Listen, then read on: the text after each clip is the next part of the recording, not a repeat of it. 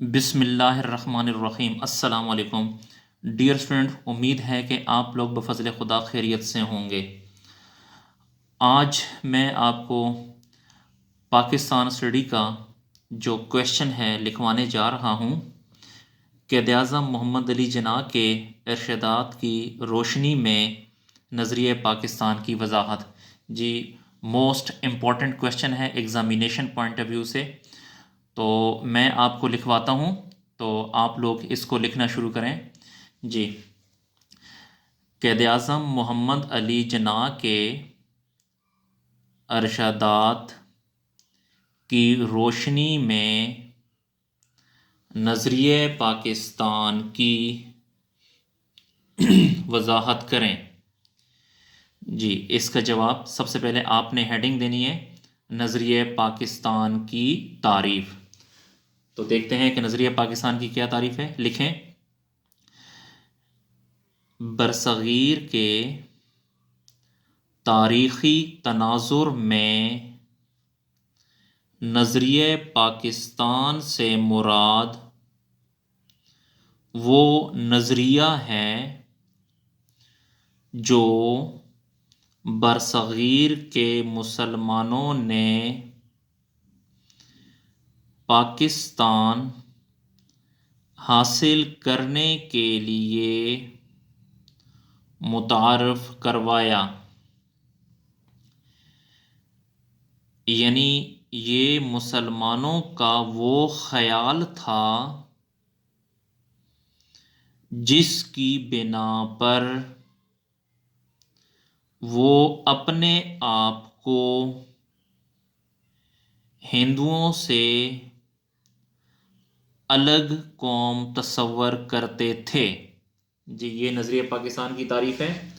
تو دوبارہ میں ایک دفعہ بولتا ہوں، نظریہ پاکستان کی تعریف: برصغیر کے تاریخی تناظر میں نظریہ پاکستان سے مراد وہ نظریہ ہے جو برصغیر کے مسلمانوں نے پاکستان حاصل کرنے کے لیے متعارف کروایا، یعنی یہ مسلمانوں کا وہ خیال تھا جس کی بنا پر وہ اپنے آپ کو ہندوؤں سے الگ قوم تصور کرتے تھے۔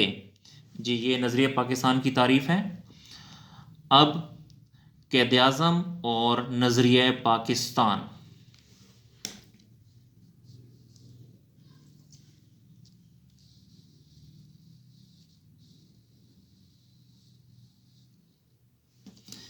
جی، لکھیں، نمبر 1، علیحدہ مملکت کا تصور۔ قائد اعظم محمد علی جناح نے مارچ 1944 کو مسلم یونیورسٹی علی گڑھ کے طلباء سے خطاب کرتے ہوئے ارشاد فرمایا کہ، جی یہ جو ان کا ارشاد ہے اس کو انورٹڈ کاموں میں لکھنا ہے، تو انورٹڈ کامہ یہاں پہ دیکھیں ہم نے نشان لگا دیا ہے۔ جی، کیا ارشاد تھا؟ دراصل پاکستان تو اسی دن وجود میں آ گیا تھا جب ہندوؤں میں پہلا ہندو مسلمان ہوا تھا۔ جی، میں بول رہا ہوں، لفظ بلفظ بول رہا ہوں، تو آپ لوگ لکھتے جائیں۔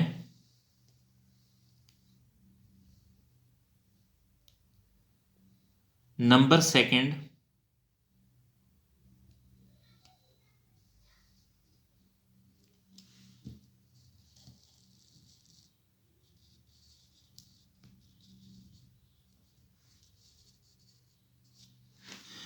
قرآن پاک کی جامعیت۔ مسلم لیگ کا سالانہ اجلاس کراچی میں 1943 میں ہوا۔ قائد اعظم نے اس موقع پر فرمایا کہ جی انورٹڈ کاموں میں یہ ارشاد لکھنا ہے، وہ کون سا رشتہ ہے جس سے منسلک ہونے سے تمام مسلمان جسم واحد کی مانند ہیں۔ وہ کون سا رشتہ ہے جس سے منسلک ہونے سے تمام مسلمان جسم واحد کی مانند ہیں؟ وہ کون سی چٹان ہے جس پر اس ملت کی عمارت استوار ہے؟ وہ کون سا لنگر ہے جس سے امت کی کشتی محفوظ کر دی گئی ہے؟ وہ رشتہ، وہ چٹان، وہ لنگر خدا کی کتاب قرآن مجید ہے۔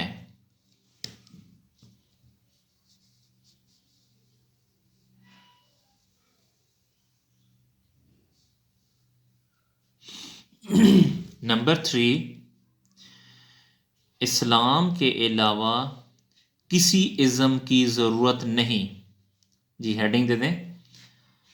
مارچ 1944 کو طلبہ سے خطاب کرتے ہوئے قائد اعظم نے فرمایا،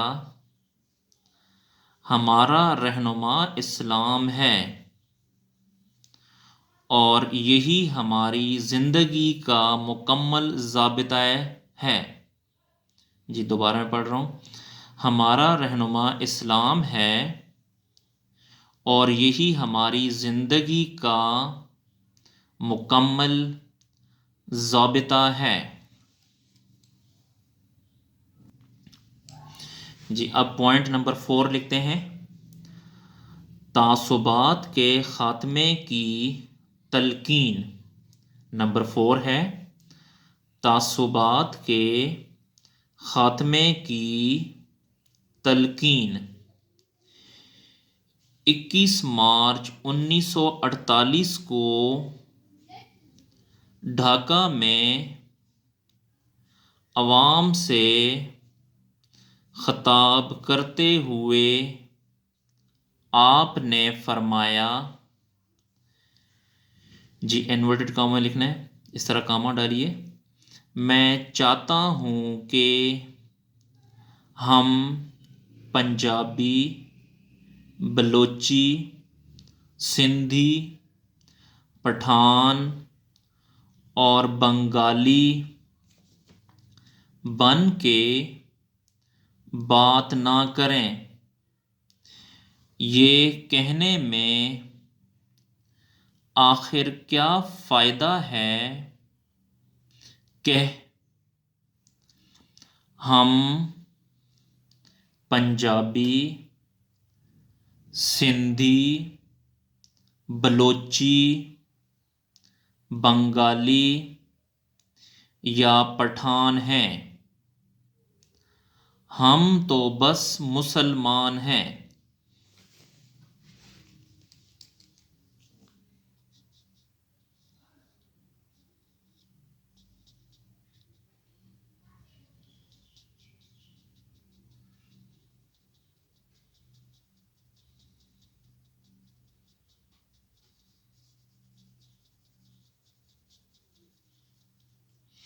جی اس کے بعد نمبر 5 لکھیں، تقسیم ہند کی ضرورت۔ جی ہیڈنگ دے دیں، تقسیم ہند کی ضرورت۔ مارچ 1944 میں مسلم یونیورسٹی علی گڑھ میں طلباء سے خطاب کرتے ہوئے آپ نے فرمایا کہ پاکستان کے مطالبے کا محرک کیا تھا؟ پاکستان کے مطالبے کا محرک کیا تھا اور مسلمانوں کے لیے ایک جداگانہ مملکت کی وجہ کیا تھی؟ تقسیم ہند کی ضرورت کیوں پیش آئی؟ اس کی وجہ نہ ہندوؤں کی تنگ نظری ہے نہ انگریزوں کی چال۔ یہ اسلام کا بنیادی مطالبہ ہے۔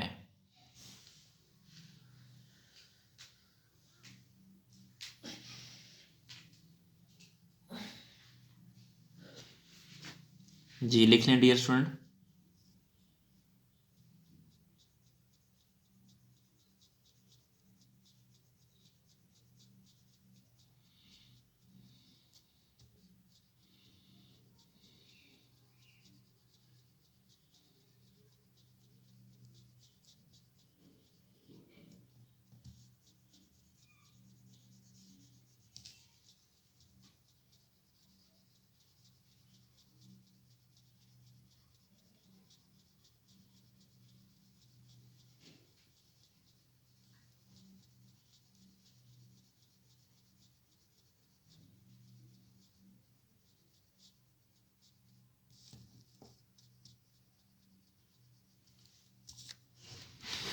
نمبر 6، جداگانہ قومیت کا تصور۔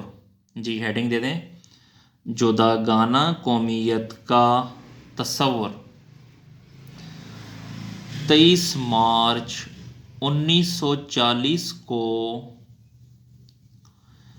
قائد اعظم نے لاہور میں مسلم لیگ کے سالانہ اجلاس سے خطاب کرتے ہوئے کہا، قومیت کی جو بھی تعریف کی جائے، مسلمان اس تعریف کی روح سے ایک الگ قوم ہیں، لہذا وہ اس بات کا حق رکھتے ہیں کہ ان کی اپنی الگ مملکت ہو، جہاں وہ اپنے عقائد کے مطابق معاشی و معاشرتی اور سیاسی زندگی بسر کر سکیں۔ جی یہ پوائنٹ نمبر 6 نوٹ کر لیں، اس کے بعد یہ پوائنٹ نمبر 7 میں آپ کو لکھواتا ہوں، یہ ذرا نوٹ کریں، شاباش۔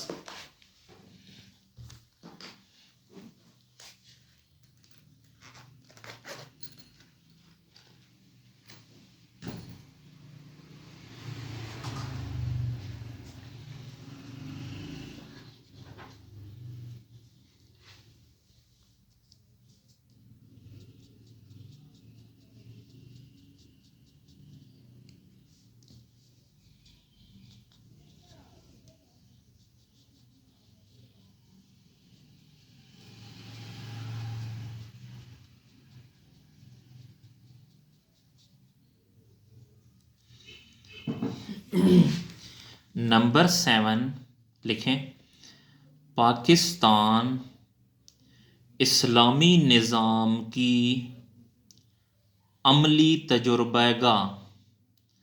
پاکستان اسلامی نظام کی عملی تجربہ گاہ۔ قائد اعظم محمد علی جناح نے 13 جنوری 1948 کو اسلامیہ کالج پشاور کے طلباء سے خطاب کرتے ہوئے کہا، جی دوبارہ لکھیں، میں دوبارہ بولتا ہوں، قائد اعظم محمد علی جناح نے 13 جنوری 1948 کو اسلامیہ کالج پشاور کے طلباء سے خطاب کرتے ہوئے کہا، ہم نے پاکستان کا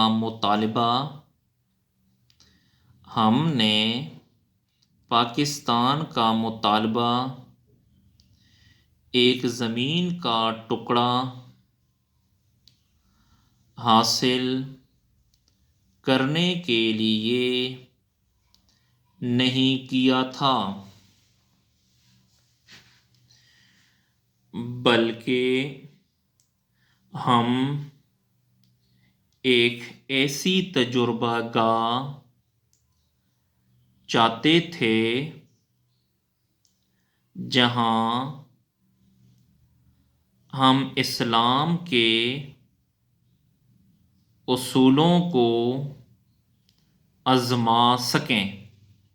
جی اس کو بھی نوٹ کریں، لکھیں، اس کے بعد پھر اس پوائنٹ نمبر 7 کے بعد پوائنٹ نمبر 8 میں لکھواتا ہوں، یہ پہلے لکھ لیں۔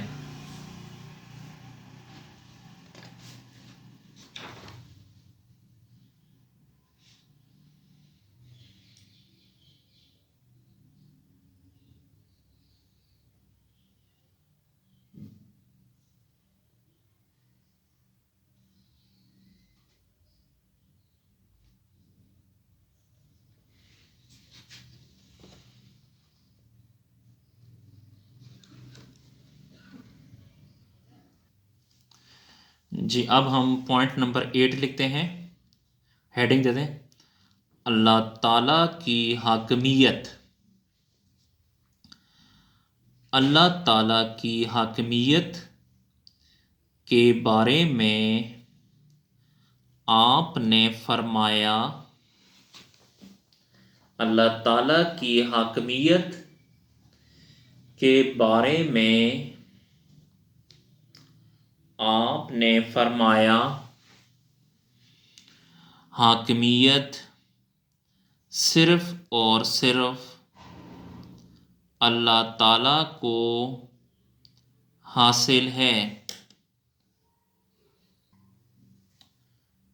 جی میں دوبارہ لکھواتا ہوں آپ کو، اللہ تعالیٰ کی حاکمیت کے بارے میں آپ نے فرمایا، حاکمیت صرف اور صرف اللہ تعالیٰ کو حاصل ہے۔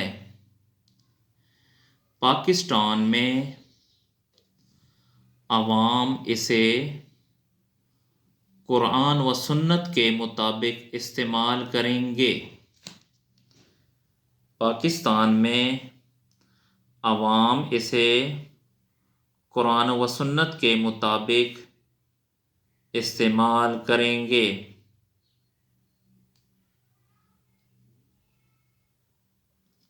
جی یہ لکھیں، پھر اس کے بعد پوائنٹ نمبر 9 میں لکھواتا ہوں،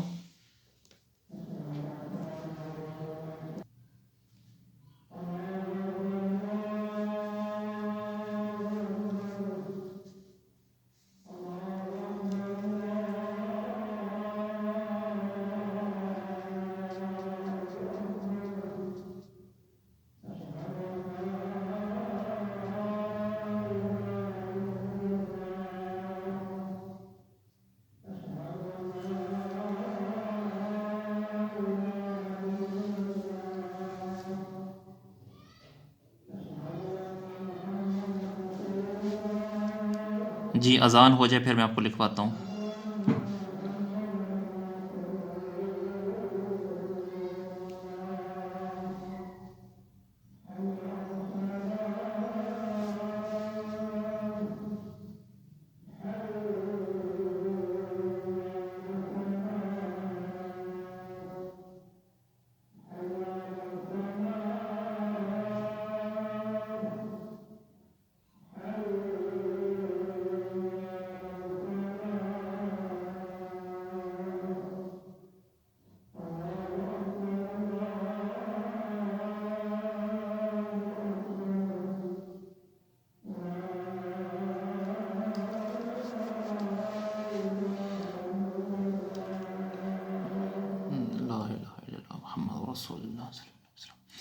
جی پوائنٹ نمبر 9 اب ہم لکھنے جا رہے ہیں، اقلیتوں کا تحفظ۔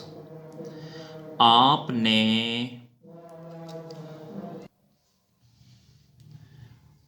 بمبئی میں 27 مارچ 1947 کو فرمایا، ہم ہندوؤں کو مکمل یقین دلاتے ہیں کہ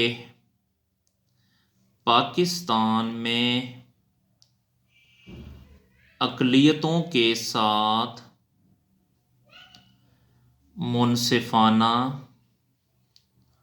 اور برادرانہ سلوک کیا جائے گا۔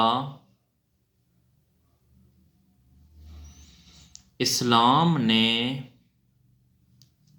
ہمیں یہی درس دیا ہے اور ہماری تاریخ اس امر کی گواہ ہے۔ جی ڈیئر اسٹوڈنٹ یہ لکھیں۔ اس کے بعد اب میں پوائنٹ نمبر 10 لکھوانے جا رہا ہوں۔ جی پوائنٹ نمبر 10 ہے، پارلیمانی جمہوری طرز حکومت کی مخالفت۔ پارلیمانی جمہوری طرز حکومت کی مخالفت۔ مارچ 1940 کو علی گڑھ میں طلباء سے خطاب کرتے ہوئے آپ نے فرمایا، جمہوری پارلیمانی طرز کی حکومت ہندوستان کے لیے موزوں نہیں ہے۔